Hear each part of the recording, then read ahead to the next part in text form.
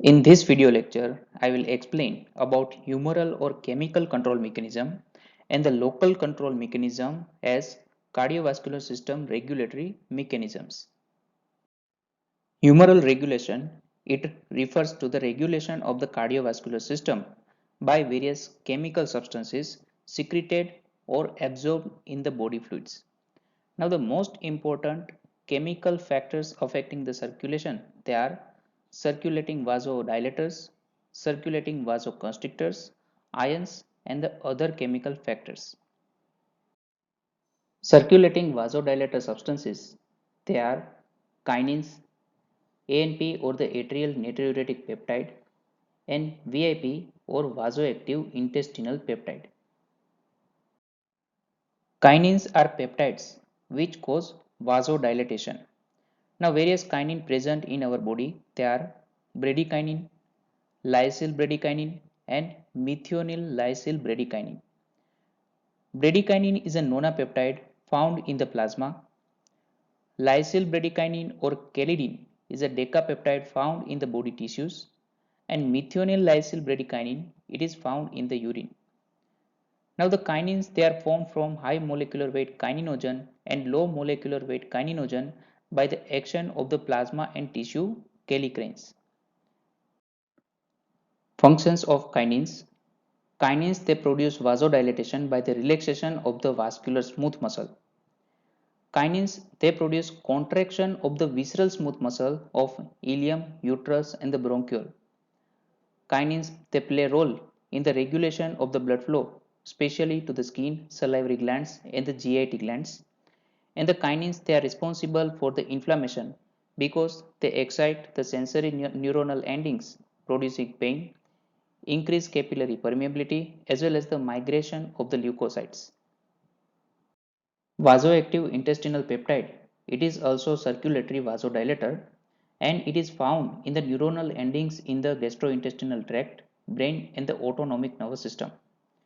It is released from the jejunum in the response to the fatty meals.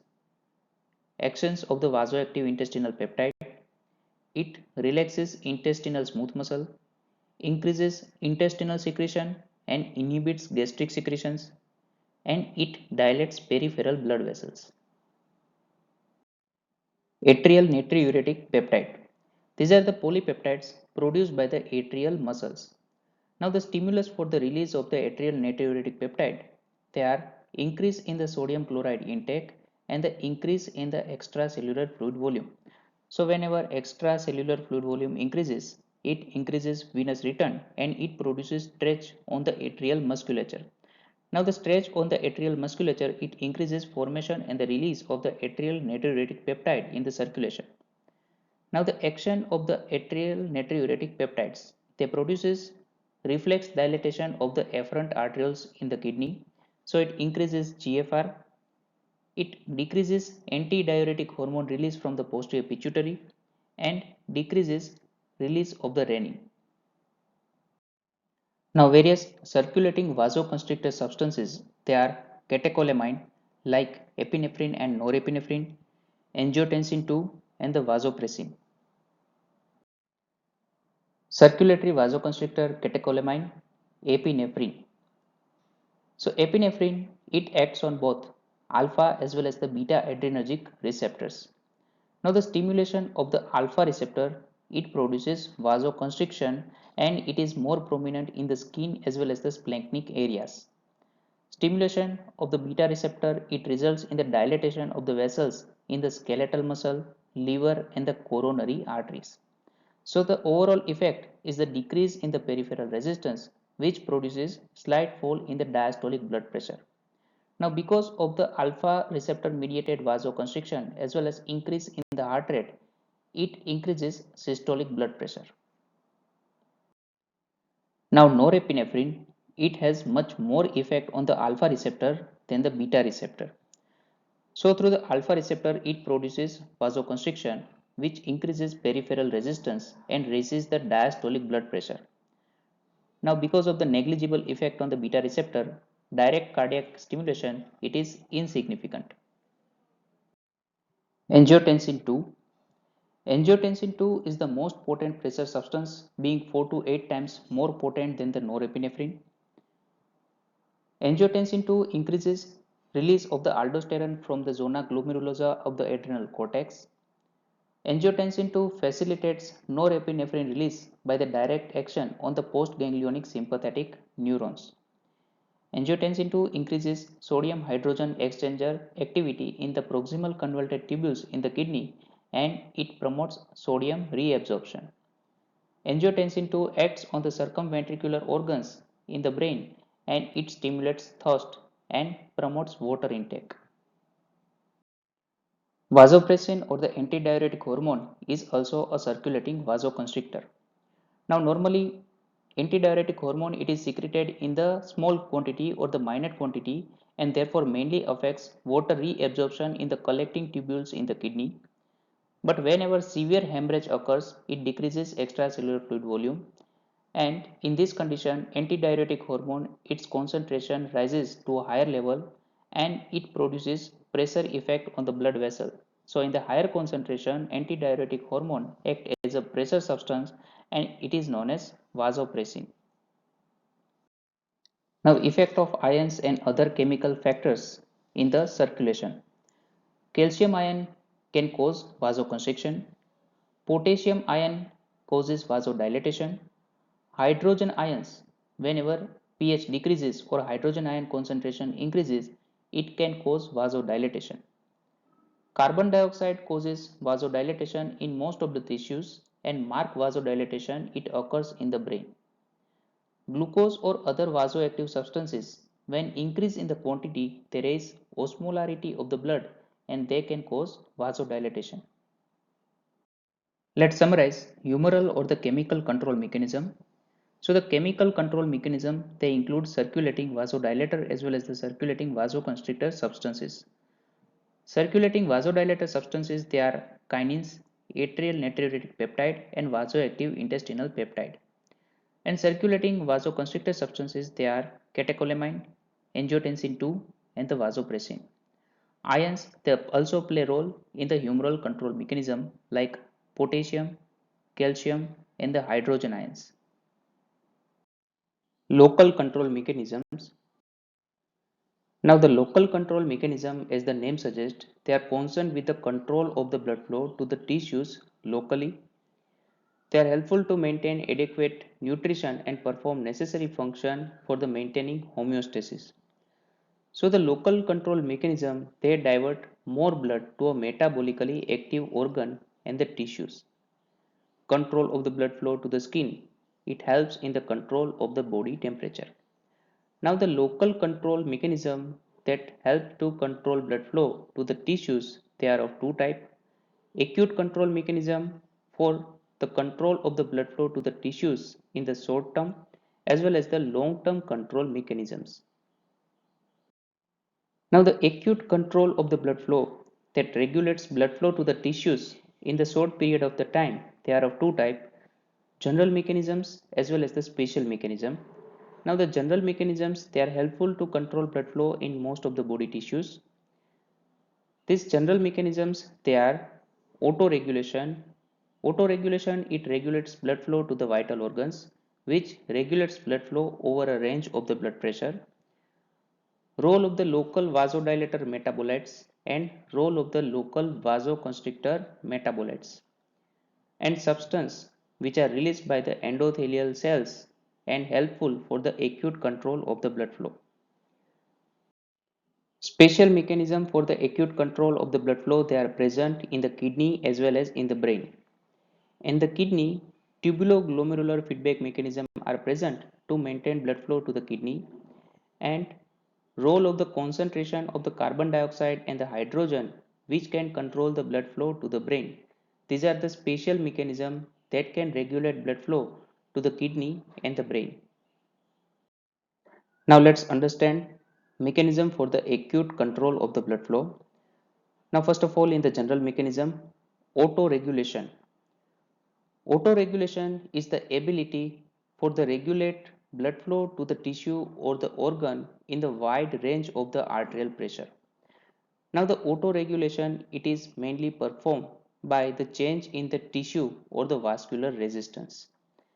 Autoregulation it is well developed in the vital organs like kidney, brain, heart, and it is also developed in the skeletal muscle and the mesentery. Autoregulation it helps to regulate blood flow to the tissue or the organ by the change in the vascular resistance. Now, it can be explained by various theories like metabolic theory and the myogenic theory. First of all, the metabolic theory. Metabolic theory it explains that whenever metabolism of the tissue or the organ increases, then it increases production of the carbon dioxide, hydrogen ions, nitric oxide, adenosine, prostaglandin, potassium, and phosphate ions. These are all the vasodilator substances.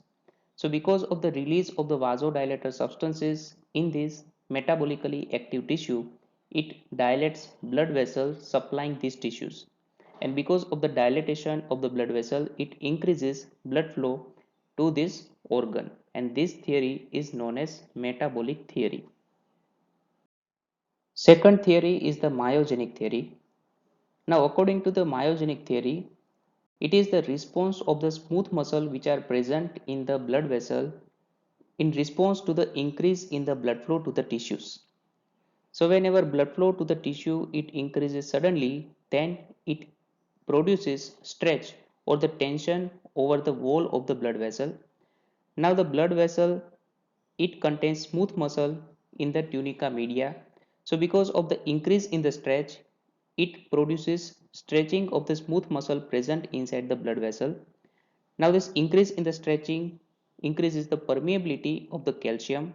So whenever calcium permeability increases inside the smooth muscle, it produces contraction of the vascular smooth muscle. So the diameter of the blood vessel decreases and then it decreases blood flow to the tissues. So in this manner it regulates blood flow to the tissue and the organ, and this theory is known as myogenic theory. Local vasodilator metabolites. So decrease in the oxygen tension and decrease in the pH, it causes vasodilatation. So hypoxia and the acidosis, it produces vasodilatation locally in the tissues. Increase in the partial pressure of the carbon dioxide and the osmolality also dilates the blood vessels. Increase in the temperature, it also exerts a direct vasodilator effect that promotes heat loss from the body. Potassium and the lactate ions are other substances that accumulate locally and play a role in the vasodilatation, especially in the skeletal muscle. Histamine released from the damaged cell in the injured tissue, they increase capillary permeability. So these are all the local vasodilator metabolites. Role of localized vasoconstrictor substances like serotonin and the decrease in the tissue temperature. Serotonin or 5-hydroxytryptamine it is released by the platelets in the injured tissue and it produces vasoconstriction which is helpful in the hemostasis.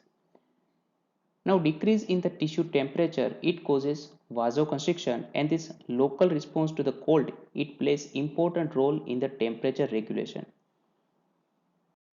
Various substances released by the endothelium also play a role in the local acute control of the blood flow. These substances are prostaglandins and thromboxane A2, endothelium derived relaxing factor or nitric oxide, and endothelins. Prostacyclin it inhibits platelet aggregation and promotes vasodilatation, and thromboxane A2 it promotes platelet aggregation and the vasoconstriction.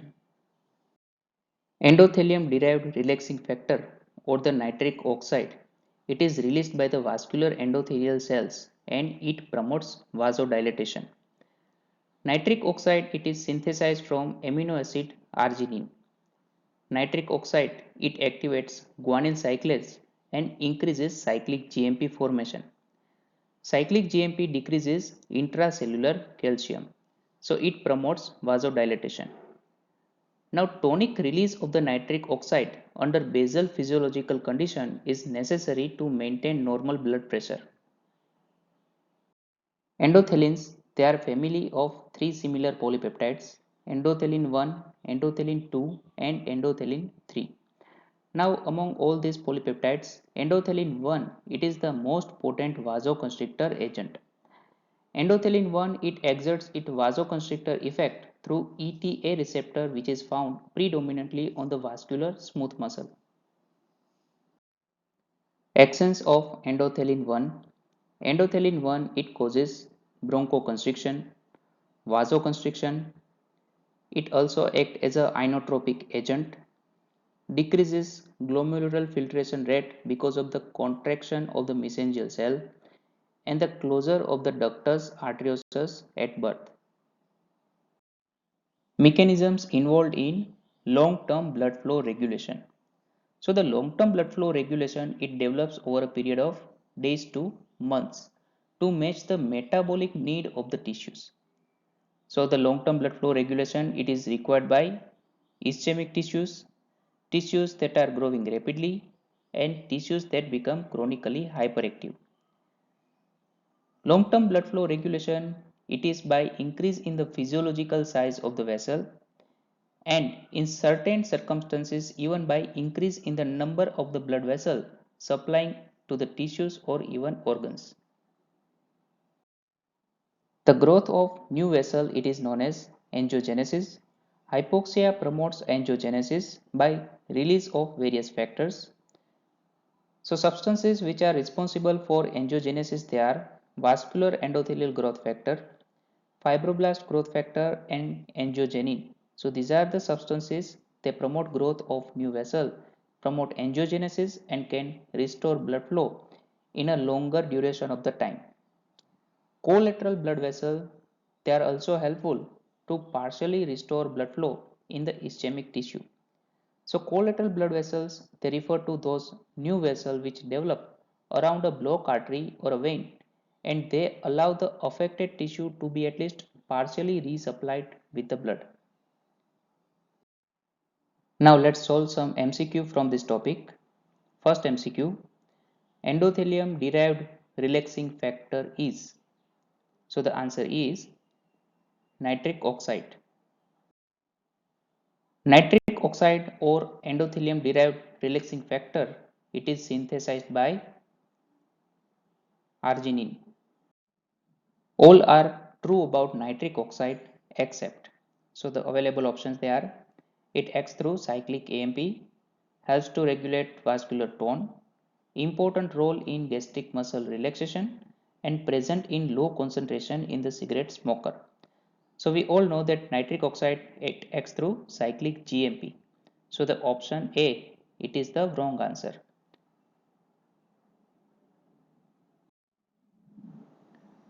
True regarding endothelin 1 are all except. Options they are bronchodilation, vasoconstriction, decrease in the GFR and has inotropic effect. So endothelin 1 it produces vasoconstriction, it decreases GFR as well as it has inotropic effect. And endothelin 1 it produces bronchoconstriction, not bronchodilation. So the answer is A. Which of the following causes decrease in blood pressure? Now the available options they are thromboxane A2, vasopressin, nitric oxide and PGF2.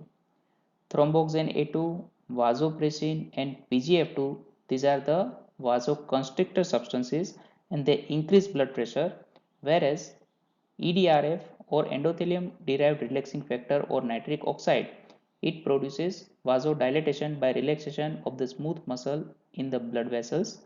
So the answer is C. Vasodilatation produced by carbon dioxide it is maximum in one of the following. Options they are kidney, brain, liver and heart. So the vasodilatation produced by carbon dioxide it is maximum in brain. Muscle hypotension is caused by. Options they are bradykinin, actin, myosin and the relaxin. So as we all know, bradykinin or the kinins They are the circulating vasodilator substances and they increase the diameter of the blood vessels or vasodilatation occur which produces hypotension or decrease in the blood pressure. So the answer is bradykinin.